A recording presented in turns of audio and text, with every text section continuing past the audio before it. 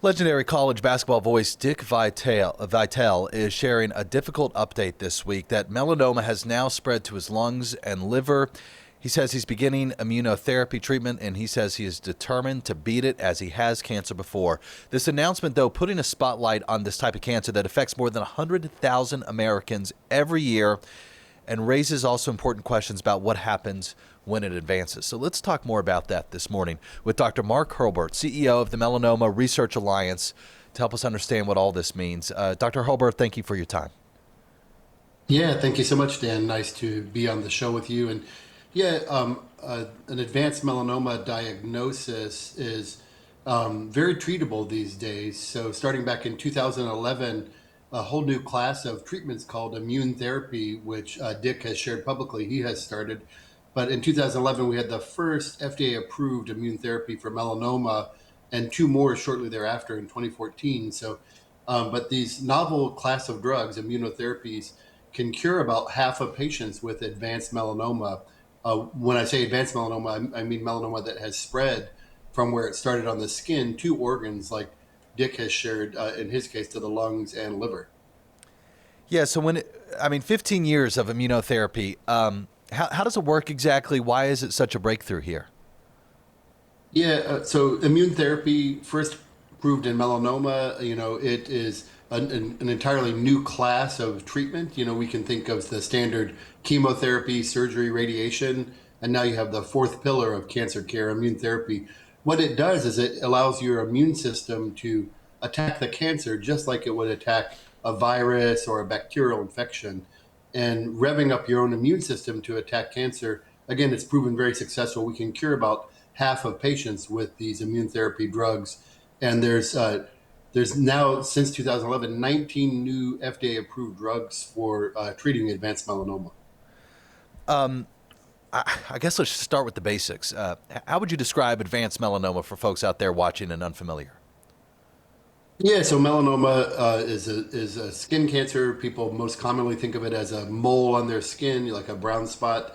Everyone, you should know your bodies and know what moles and spots you have. And if things change over time, you should definitely alert your doctor and talk to them about it if you see any changes in moles. But there's about 100,000 cases every year of melanoma in the United States. And when we say advanced melanoma, again, that's when it's spread deeper from where it started on the skin into your bloodstream, into your body, and has spread to internal organs. In Dick's case, as he shared, to his liver and lungs.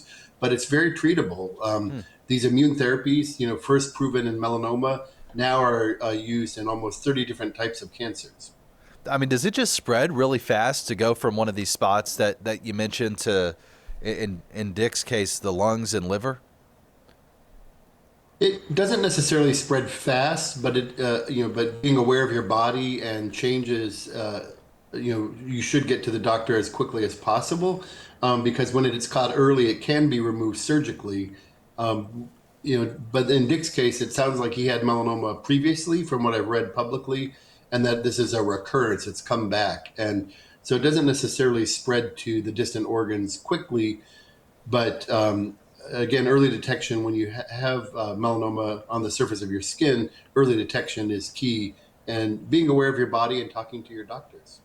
Yeah, he has had melanoma. He says, I've beaten melanoma, I've beaten lymphoma, I've beaten vocal cord cancer, I've beaten lymph node cancer. I'm 4 for 4, and I'm fully confident I'm going to go 5 for 5. So those words from Dickie V put it as only he can.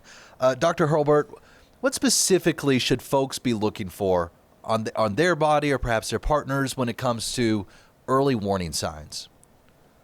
Yeah, so just we call it the ABCDE rules, but essentially any spots on your body, be aware of moles, or they're not always a brown spot, but be aware of any spots on your body, moles or new things that develop, if they change over time, if they are growing, bring that to the attention of your primary care doctor, and then they can help you get a referral to a dermatologist if needed. And you raise a good point, Dan, about your partner, right? We all can't see our backs. So there are parts of your body where you do need a partner or a family member or a friend to help you look at other parts of your body where you can't see, obviously, your back.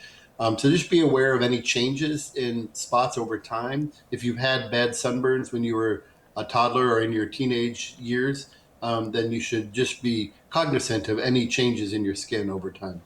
Dr. Hurlbert, as we head into the summer months, I mean, it's going to be 90 degrees. I don't know where you are, but 90 degrees in Atlanta in a couple days could be the hottest April day ever here in Atlanta. Anything you want folks to know as they head out into the hot summer sun, and any final parting thoughts for people as we think about melanoma? Absolutely. So you can prevention is the best key, and so you can use sunscreen. We recommend that you use broad spectrum, meaning protecting against UVA and UVB rays. Broad spectrum, SPF 30 or higher, and reapply it every 2 hours when you're out in the sun. We also recommend that people avoid peak sun rays. So if you're going to go outside for a jog or a walk or exercise, avoid sort of the peak rays between 10 a.m. and 2 p.m. and exercise outdoors, in the morning or in the evening when there's less direct UV exposure. But sun safety is key to preventing skin cancer and melanoma. Very treatable, as you taught us this morning, but we still got to try to catch it early. Dr. Marc Hurlbert, CEO of the Melanoma Research Alliance, thank you for helping shining light on a very important issue for us. Thank you so much, Dan. You're welcome.